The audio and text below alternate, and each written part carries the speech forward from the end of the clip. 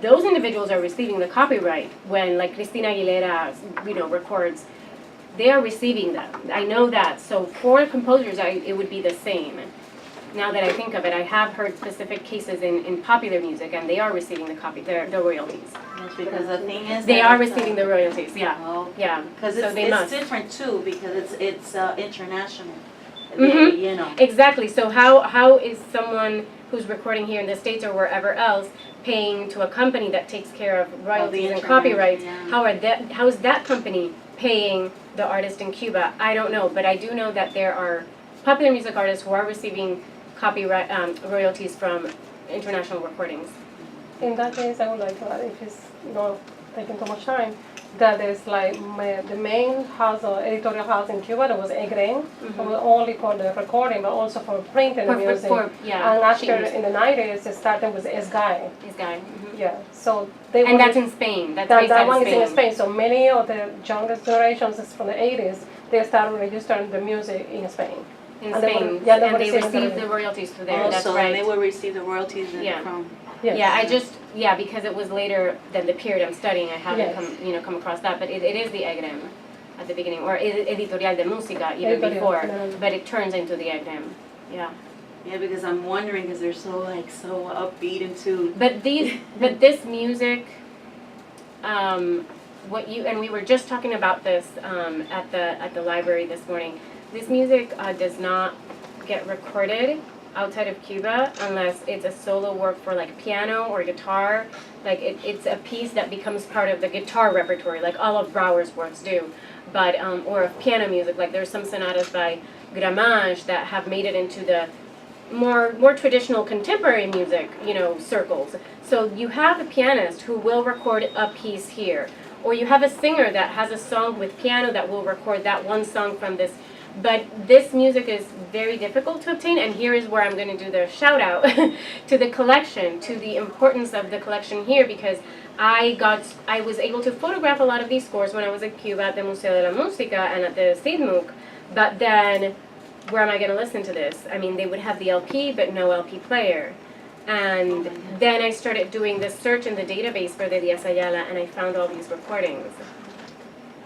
That's why this is important. Like that's why the recording, because it's not just popular music, it's not just traditional music, but also recordings from the EGREM, from Areito, from the Cuban labels that Cristóbal Díaz Ayala collected throughout his life. Well, it's still collecting. I'm having I'm having now a thought here, and I know this may be very insulting because as a musician, it's insulting, but. Since there has been a growing crave of DJs calling themselves musicians. Okay. And now that we had the ultra fast. Yes. Okay. And the music is, their music is kind of like what they call experimental. Yes. Perhaps have they delved themselves into listening to this kind of, and then incorporating which they're not musicians. The current DJs, would they know about this music? Yeah, I'm wondering. I would hope so. Any self-respecting musician, looks at... DJs where? DJs internationally, right? No, nobody will ever know this music. It's guaranteed that nobody will know this music because we have virtually the only copies in the United States. Yeah. There's maybe a few elsewhere. There's people posting tracks here and there on YouTube or things like that, but it's very rare.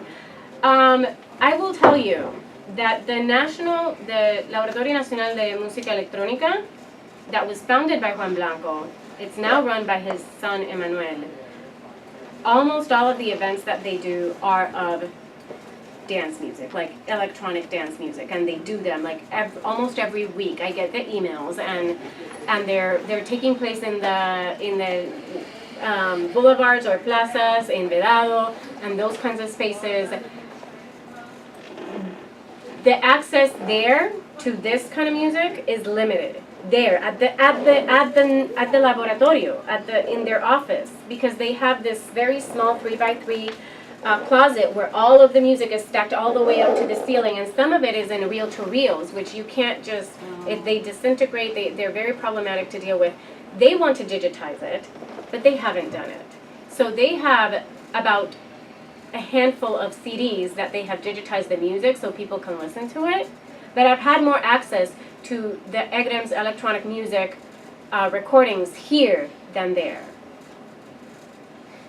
So if I am having, I'm having this access to this recording here, then you can imagine.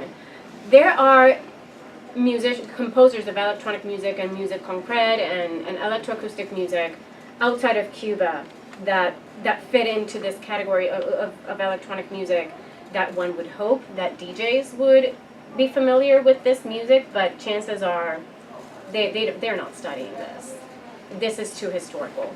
You know. So is there any evidence of people's reaction to this music Well, in the 60s and 70s? Yeah, so that's my next step is to go through publications like that are a little bit more mainstream, like Bohemia and the newspaper, but it's still official. So the reactions, the real reactions, I really don't have access to because these things were not published unless someone kept a journal or something like that. And this is something that is problematic because the thing is, in talking to people in passing, they're like, oh yeah, we remember some concierto de música rara, and they laugh about it, and even Roberto Valera, who was about Brower's age and did some electronic music for documentaries and films from the ICAIC in the 60s, I interviewed him, he's hilarious, and he was just like, oh yeah, that time back then, it was all utopic, and we were so daring, and people would come to our concerts just to see what would happen. Because everyone was all the composers were doing really crazy stuff. This kind of pop happening event. That's what the New York Avant-garde was doing in the 60s. That's what everyone was doing. So the audiences, people went to these concerts just to see what would happen. I think but it's not the same as New York because Cubans are irreverent. So, as you know, Caribbean people in the Caribbean are very irreverent. So, the conversations I've had is that they never really took themselves too seriously. This music sounds so serious, but they were laughing about it. They were having fun with it. I don't think they were thinking we are doing this very serious music because Leo Brower in Lucia does this whole thing with Guantanamera for 1960s Lucia. He does a lot of contradanzas, he does a lot of danzón, he uses a lot of different genres in this one film. It depends on the purpose. And that's what I get from talking to them and from reading their writings, is that depending on the purpose and the function of what that piece was supposed to do, they will use a completely different musical style and language. And when they do the really avant-garde experimental stuff, they're not taking themselves too seriously. So they had this like, oh, what are we going to do next to like really mess with people and mess with the audience? They had that sort of approach to composing. Well, I would say actually that in Brazil, for example, after the 1964 coup and during the dictatorship, particularly during the first decade of the dictatorship, you have this avant-garde music, these modern techniques, the aleatoric music, the happenings, the multimedia, it's all being used in a gesture to protest the dictatorship, to protest the lack of speech, to protest the censorship. Yes. So it's a contestatory music in that context, and once you have a political opening in the 1980s, that music goes away. Yes. The end of the avant-garde in Brazil is in the 70s. At the same time, you know, they ease up on the human rights issues. Yeah, and so this actually brings up these very interesting issues of how the same style, the same music can be used for different purposes in different contexts, and this is why I think this book that's going to come out on experimental music in Latin America is going to be very interesting, because there's people dealing with Argentina, with Mexico.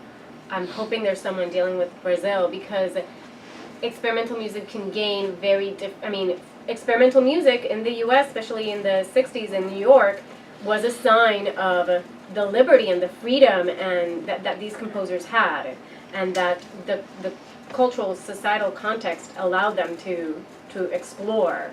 So it really depends, and then the same approach taken by a Cuban composer is being justified through their writings in the name of the revolution, and as part of the revolution, and as an artista comprometido. So the experimental music has this nature, or this, it is co-opted in different ways, and if that makes any sense. I think, join me in thanking Marisol Quevedo. Thank you very much.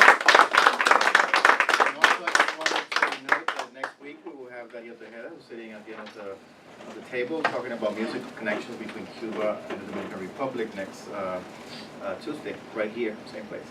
So thank you very much.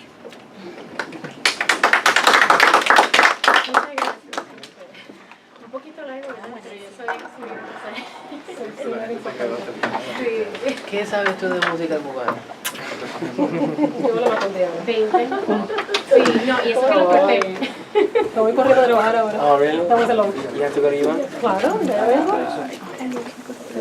Oh, okay. Me pago fidelidad.